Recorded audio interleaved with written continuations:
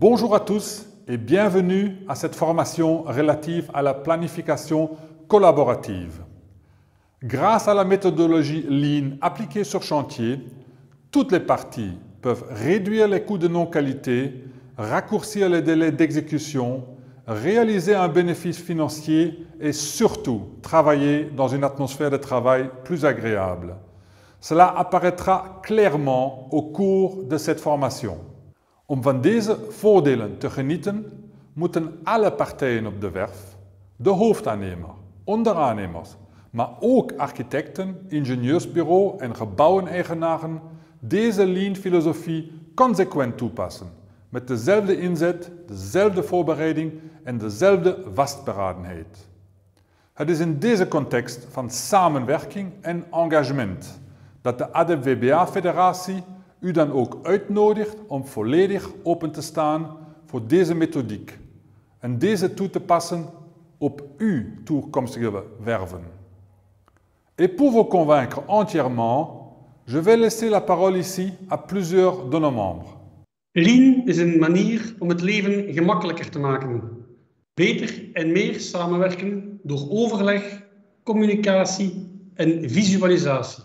Lean is continu verbeteren door iedereen te betrekken in het bouwproces, om samen te analyseren hoe samen beter te doen. We vragen dan ook aan alle bouwpartners om hieraan constructief mee te werken. Avec le Lean, on ne travaille pas les uns à côté des autres, on ne travaille pas les uns contre les autres, on travaille ensemble pour une meilleure efficacité et une meilleure qualité. Wij willen samen met onze bouwpartners en onderaannemers een goede kwaliteit afleveren. Bij ons bij B6 is Lean Planning een manier om de communicatie op onze werven te verbeteren. Direct contact tussen jullie, de verschillende verantwoordelijken van onze bouwpartners, om zo enerzijds jullie dagdagelijks werk inzichtelijk te maken, maar anderzijds om duidelijk afspraken onder elkaar te maken en ten opzichte van elkaar. Vous faites, nous faisons un métier passionnant, construire. Un des aspects qui rend notre métier de la construction si passionnant, c'est la collaboration. Nous travaillons avec énormément de partenaires, de sous-traitants, etc. Ceci dit, bien collaborer, c'est pas quelque chose de facile. Ça coule pas de source. Le Lean est vraiment l'outil de référence pour mieux collaborer. Et nous encourageons tous nos partenaires et sous-traitants à l'appliquer sur nos chantiers.